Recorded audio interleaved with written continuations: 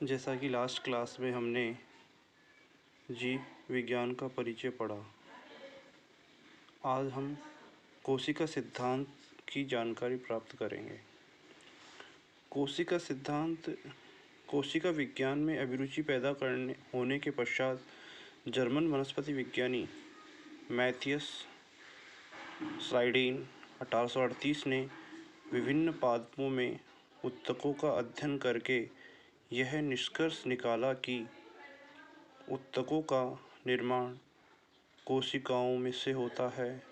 इसी क्रम में जर्मनी के एक जंतु वैज्ञानिक थियोडोर स्वान 1839 ने विभिन्न जंतुओं ऊतकों का अध्ययन किया एवं पाया कि पादप एवं जंतु दोनों कोशिकाओं का आंतरिक संगठन लगभग समानता प्रदर्शित करता है।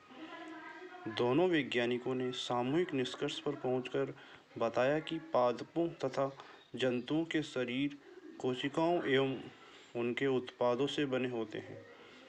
इसे कोशिका सिद्धांत नाम दिया गया। रुडोल्फ विर्चो ने बताया कि नवीनतम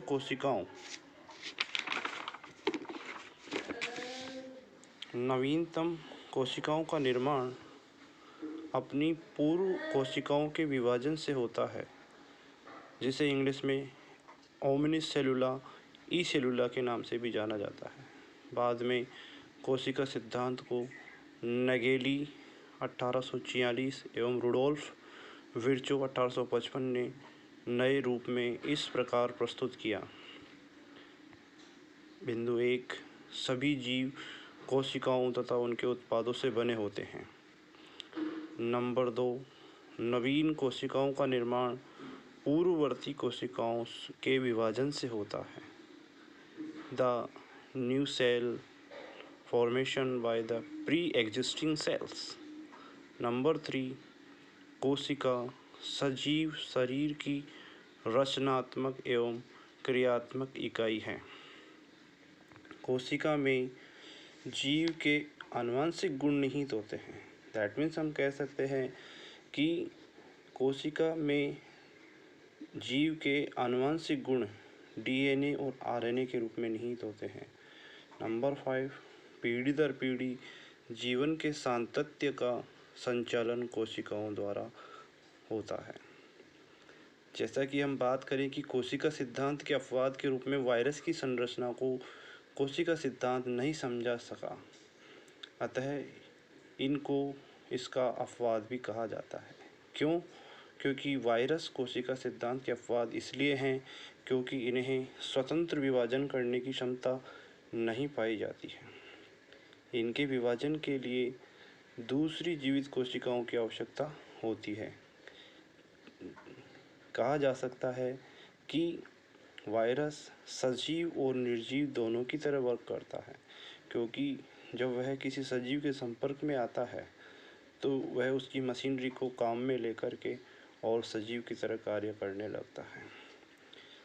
इनमें प्लाज्मा झिल्ली, कोशिका द्रव्य, वीकर एंजाइम्स, कोशिकीय अवयव इत्यादि अनुपस्थित होते हैं। नंबर 3, इनमें सामान्यतः केवल एक केंद्रक अम्ल अथवा आरएनए, डीएनए अथवा आरएनए पाया जाता है। कोशिका में दोनों केंद्रक अम्ल पाए जाते हैं।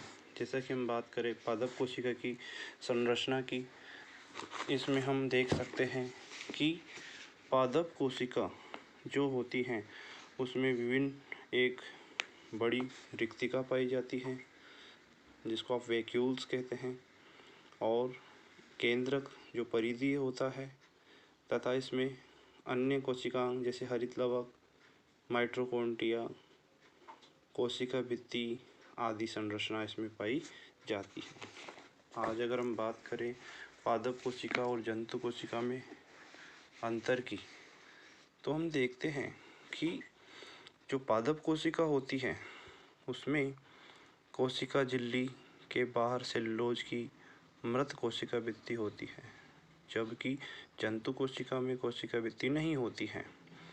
सेकंड, अगर हम बात करें इनमें बड़ी केंद्रीय रिक्तिका पाई जाती है, जबकि इसमें रिक्तिकाएं छोटी छोटी और अनुपस्थित होती हैं। लवक पाए जाते हैं जिनके कई प्रकार हो सकते हैं, जैसे क्लोरोप्लास्ट, क्रोमोप्लास्ट, ल्यूकोप्लास्ट व अन्य कवकों व प्रोकैरियोटिक कोशिकाओं में लवक अनुपस्थित होते हैं, जबकि जंतु कोशिका में लवक अनुपस्थित होते हैं। नंबर 4 और इम्पोर्टेंट पॉइंट कि कुछ शैवाल एवं कवकों को छोड़कर अन्य में तारकाय नहीं पाया जाता, जबकि सामान्यतः जंतु कोशिका में 2 तारक केंद्रों वाला तारकाय पाया जाता है। जीव द्रव्य में उपस्थित प्रोटीन में तर्कुतंतु बनते हैं, जबकि जंतु कोशिकाओं में तारक केंद्र तारक तंतुओं का निर्माण करते हैं। पादप कोशिका में जीवद्रव्य तंतु या प्लाज्मोडेस्माटा पाए जाते हैं, जबकि जंतु कोशिका में प्लाज्मोडेस्माटा नहीं पाए जाते। पादप कोशिका में स्पिरोसोम उपस्थित होते हैं, जंतु कोशिका में स्पिरोसोम अनुपस्थित होते हैं। इनमें संचित भोजन स्टार्च होता है, इनमें संचित भोजन ग्लाइकोजन और वसा के रूप में होता है। पादप कोशिका में कोशिका विभाजन के दौरान पुत्री कोशिकाओं के बीच कोशिका पट्ट का निर्माण केंद्र से किनारे की ओर होता है, जबकि जंतु कोशिका में खांच द्वारा जीव द्रव्य 2 भागों में बंटता है, जो कि किनारों से केंद्र की तरफ बनता है। आज हमने कोशिका सिद्धांत और पादप तथा जंतु कोशिकाओं के अंतर के विषय में पढ़ा। बाकी अगली क्लास में हम पढ़ेंगे। धन्यवाद।